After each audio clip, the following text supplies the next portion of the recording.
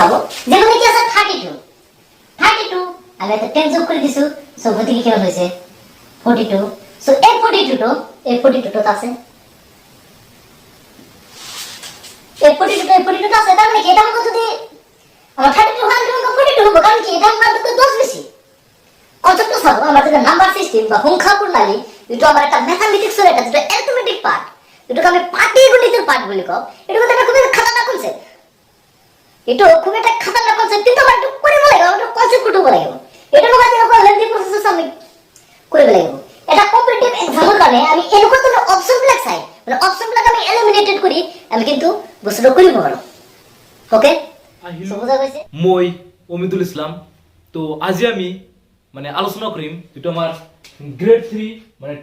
non technical post আমার যে DME আমার যেটা কি আছে ডিএমই মানে ডাইরেক্টরেট অফ মেডিকেল এডুকেশন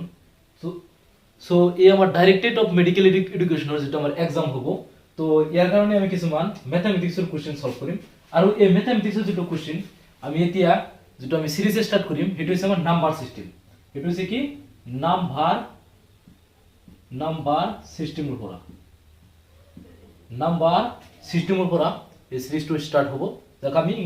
অসমীয়া ভাষাত সংখ্যা প্ৰণালী বুলি কওঁ তো সংখ্যা প্ৰণালীৰ পৰা আমাৰ কি হ'ব স্টাৰ্ট হ'ব তো বেছি কথা আগনাবাৰী আমি ডাইৰেক্টলি অঙ্কত আহি পাৰো সো ইয়াতে কি হৈছে কোশ্চেনটো যে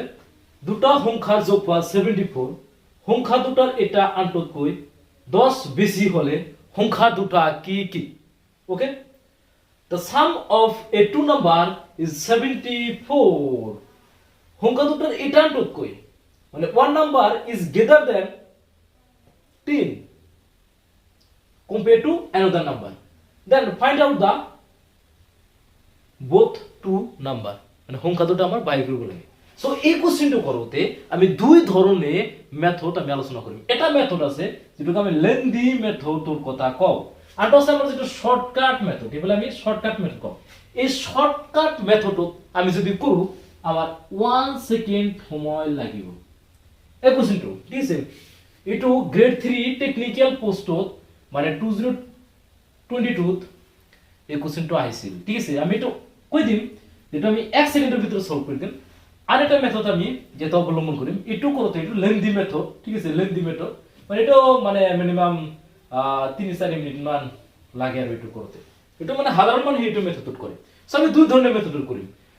আপনাদের যেটা ভালো লাগিব হেতু দি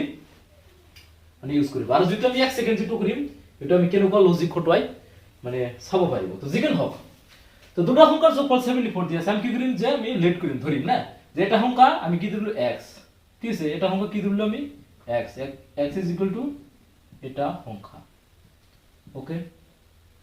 এটা সংখ্যা তেন্তে আনটো সংখ্যা কি হ'ব এটাকে আনটো সংখ্যা কি হ'ব আনটো সংখ্যা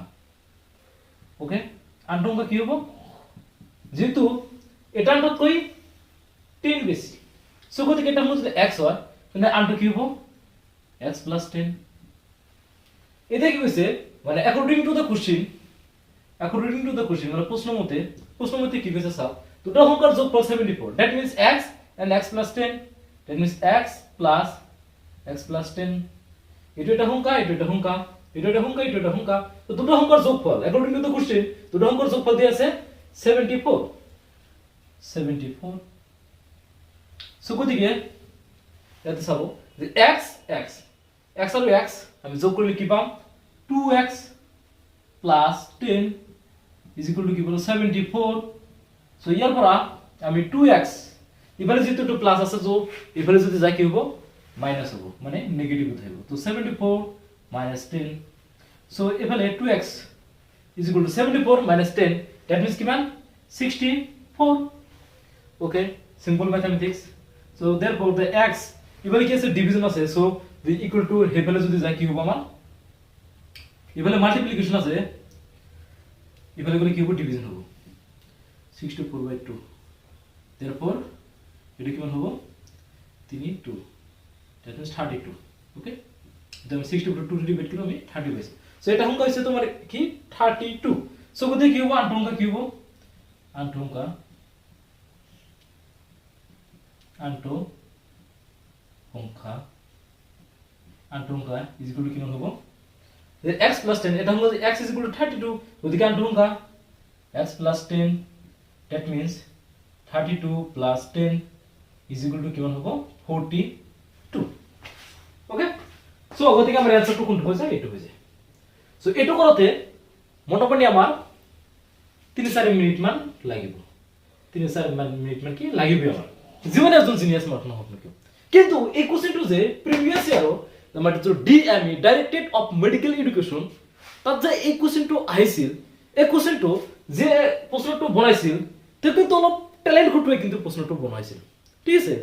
মানে এর মধ্যে কোশ্চেন আমি যেটা একটা কম্পিটিটিভ এক্সামত যেটা আমি বহিম তো এইবিলাক কোশ্চেনৰ কাৰণে যদি আমি 3-4 মিনিট মান যদি সময় যদি দিও তেন্তে আমাৰ টাইমৰ কি হ'ব নাটনি হ'ব আমাৰ টাইমৰ কি হ'ব অভাৱ হ'ব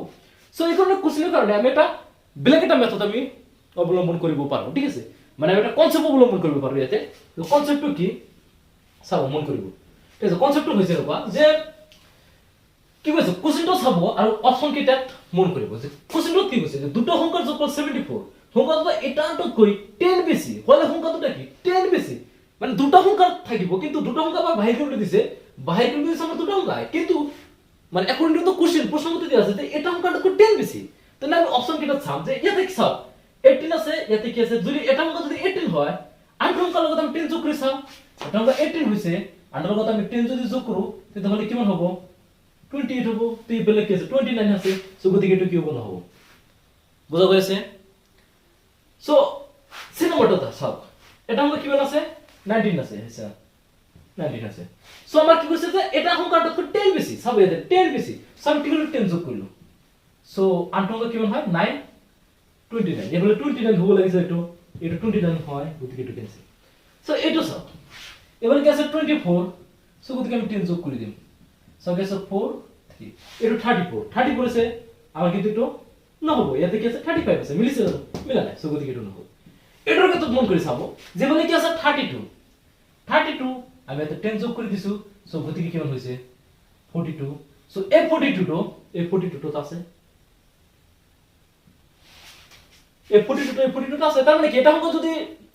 আমার 32 হয় সংখ্যা 42 হবে কারণ কি এটা সংখ্যা তো 10 বেশি কনসেপ্টটা চাবো আমার যেটা নাম্বার সিস্টেম বা সংখ্যা প্রণালী যেটা আমার একটা ম্যাথমেটিক্সের এটা যেটা অ্যারিথমেটিক পার্ট যেটাকে আমি পাটিগণিতের পার্ট বলি কও এটা কিন্তু একটা খুব খাতারনাক কনসেপ্ট এটা খুব একটা খাতারনাক কনসেপ্ট কিন্তু আমার একটু কৰিব লাগিব আমার একটু কনসেপ্ট কুটিব লাগিব এটা নহয় যে অকল লেন্থি প্রসেস আমি কৰিব লাগিব এটা কম্পিটিটিভ এক্সামৰ কাৰণে আমি এনেকুৱা ধৰণৰ অপচন বিলাক চাই মানে অপচন বিলাক আমি এলিমিনেটেড কৰি আমি কিন্তু বস্তুটো কৰিব পাৰো ওকে সো বুজা গৈছে সো গতিকে আমাৰ শুদ্ধ আনসাৰটো কোনটো হ'ব এইটো হ'ব ওকে তাৰ মানে যিসকল বন্ধু বান্ধৱে মানে ফেসবুকৰ পৰা চাই আছে সো তেওঁলোকক মই এটা অনুৰোধ কৰিম যে ইউটিউবত যাওক ইউটিউবত গৈ মোৰ চেনেলটো কি কৰক সাবস্ক্ৰাইব কৰি ৰাখক কাৰণ ফেসবুকত মানে আমি প্লেলিস্ট বনাব নোৱাৰিম ভালভাবে আৰু ফেসবুকত ক্লাস কৰিলে আমাৰ মজা নাহিব আমি যেটো ইউটিউবত ভালভাবে প্লেলিস্ট বনাব পাৰিম তাত আমি ভাল ট্যাগ ডালিব পাৰিম সো এইটো আমাৰ ভাল হ'ব জেনাৰেলি ফেসবুকৰ তুলনাত আমি ইউটিউবত ক্লাস কৰিছো সো গতিকে ফেসবুকত আমি ভিডিও বিলাক আৰু নিদিও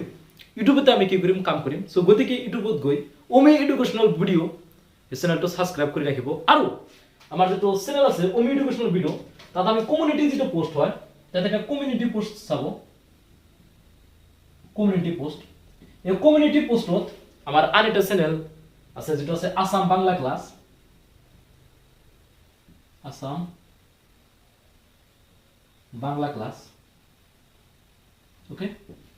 সো ওমি এডুকেশনাল ভিডিও মানে এই চ্যানেলটোত গৈ যেটো আমাৰ কমিউনিটি পোস্টত আসাম বাংলা ক্লাস আমি এই চ্যানেলটোৰ মানে ভিডিও বিলাক আমি পোস্ট কৰো কমিউনিটিত সো গতিকে তাত গৈ এইটো কি কৰিব ৰাখিব পাৰিব সাবস্ক্ৰাইব কৰি ৰাখিব পাৰিব ওকে এইখিনি